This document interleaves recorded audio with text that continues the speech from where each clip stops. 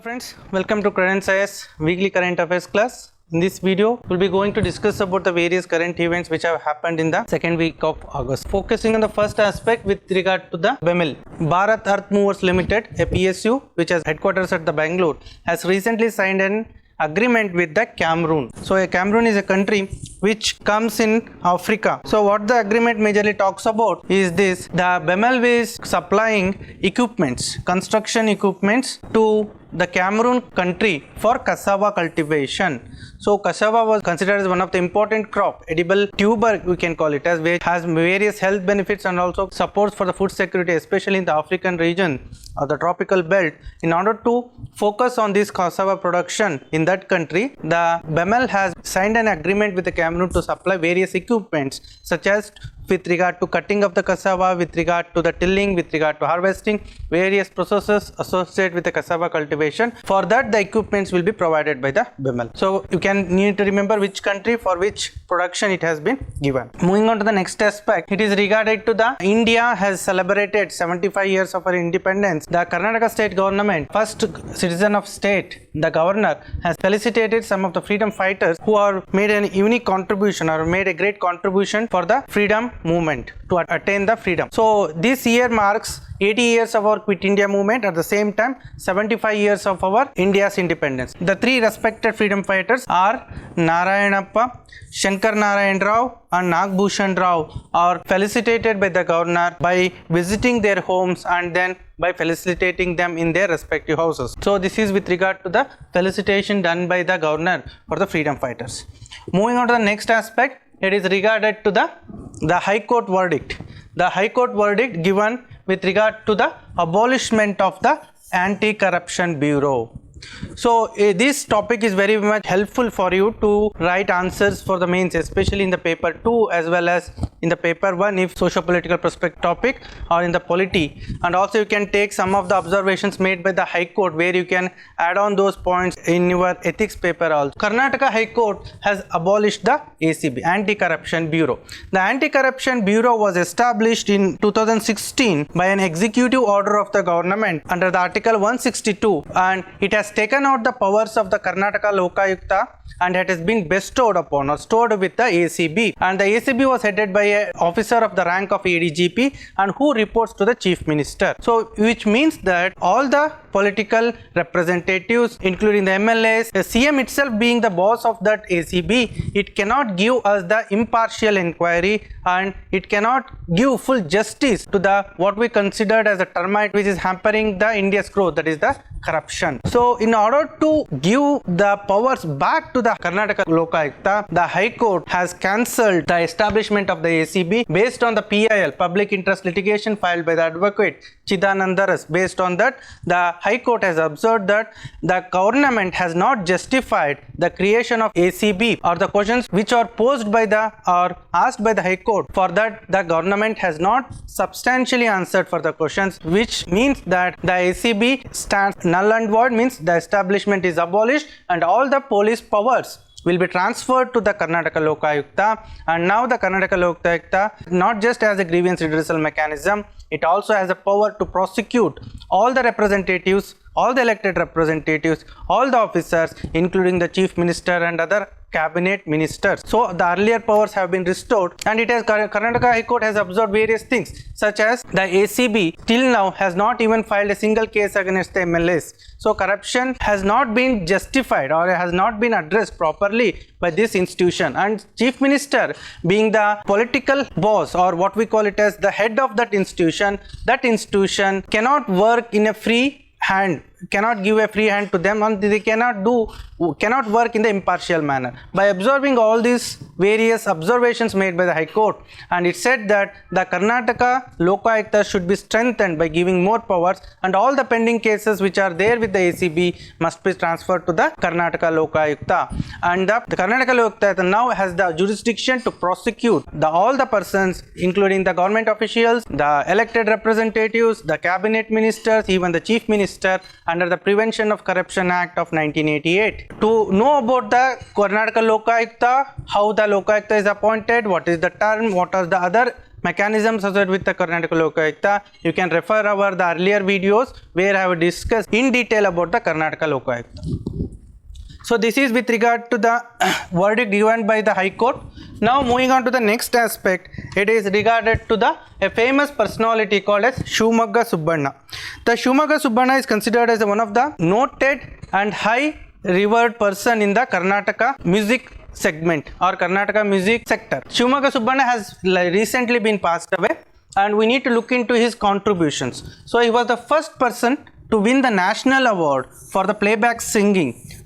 He was the first singer from Karnataka to win the national award for a song Kaadu Kudre Odi Banditta. This was depicted in a movie, okay, Kaadu Kudre, directed by Chandrasekhar Kambar. This song has been written by the Chandrasekhar Kambar. So he majorly mastered in Sugama Sangeeta.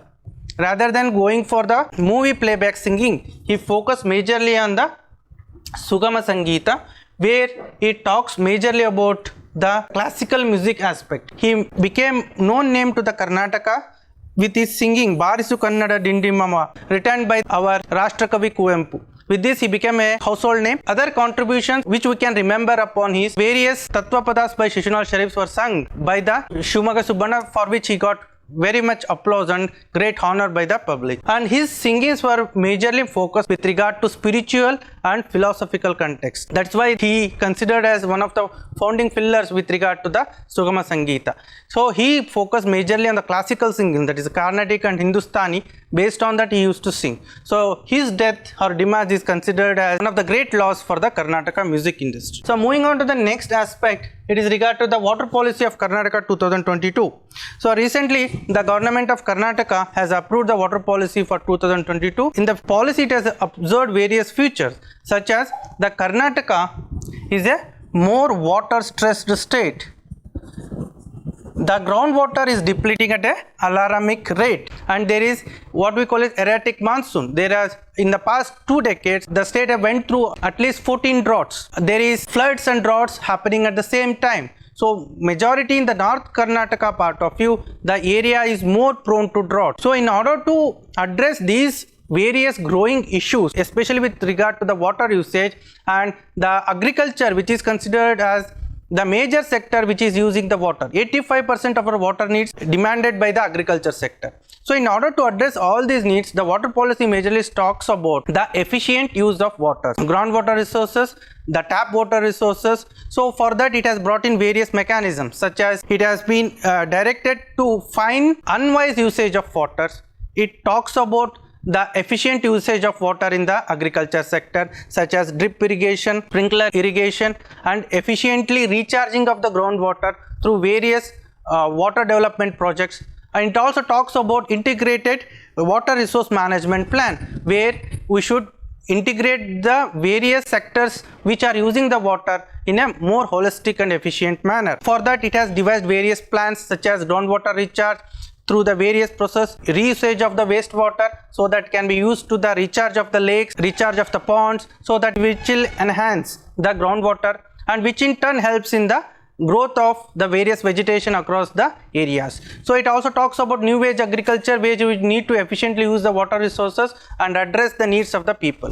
So these are the various issues which have been given in the national Karnataka water policy 2022. There are various facts associated with this. In our current affairs material, completely covered this. This topic will be very essential for you to write your answers. Either it may be in mains paper 2, and also it will be helpful for you to write the answer in the economic angle, how the agriculture is, how the water is dependent on the essential for the agriculture, how the agriculture sector is utilizing the water resources, what is the area that the Karnataka government has, how much water it is dependent on. So it will help you in paper 1, even in paper 2, and you can also focus on the GS science and tech part. Also you can use these facts, and it will be helpful for you to write essay also. So when you read the magazine, you will get the various facts and data where you can use those while writing an answer.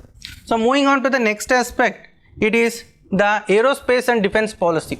The Karnataka state government has brought in new aerospace and defense policy for the year 2022 and 27. The Karnataka was the first state to design the aerospace and defense policy way back in 2013. So that policy will come to end by 2023. So in order to bring in new policy, the government has brought in the new aerospace and defense policy. So why?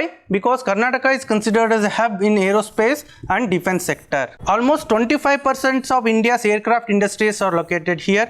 Around 67% of helicopter and related services are located in the Karnataka state, and then 65% of our defense exports, 65% of our country's defense exports which are related to aerospace are contributed by the Karnataka.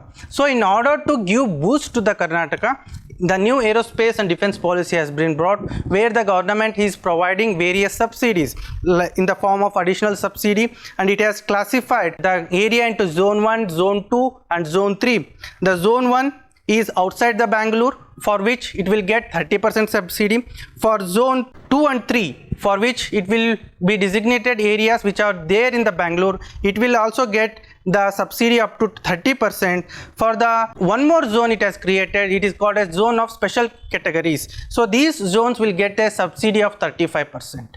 So these type of subsidies, or what we call it as supportive environment, will be provided by the government, so that various investments, various industrial establishments can come and establish their defense manufacturing establishments in Karnataka, which will help in creation of employment and development of the particular area. So this is what we need to understand with regard to aerospace and defense policy.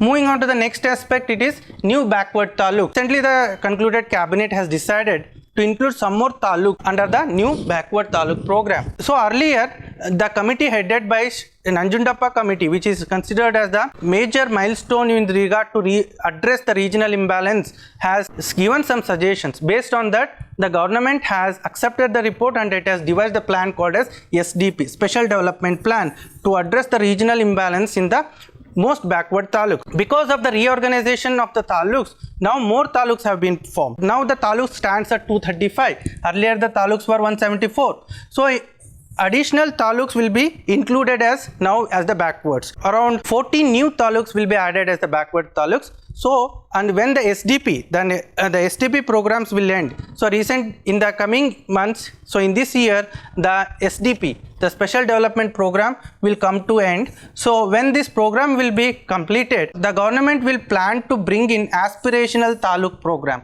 on the lines of Niti Aayog, which has devised aspirational district program.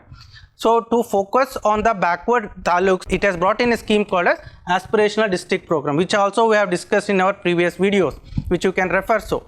So on the same line, the Karnataka state government is trying to bring in aspirational taluk programs, which has been devised on the lines of aspirational district program given by the Niti Aayog, where it focuses on 49 indicators such as education, health, nutrition and hygiene, sanitation access. All these will be focused on, and most backward taluks will be given more importance, and the funds will be allocated for those taluks for the all-round development of that particular taluk. So this is various developments which have taken place in Karnataka in the second week of August. I hope you enjoyed this video. Thanks for watching this video.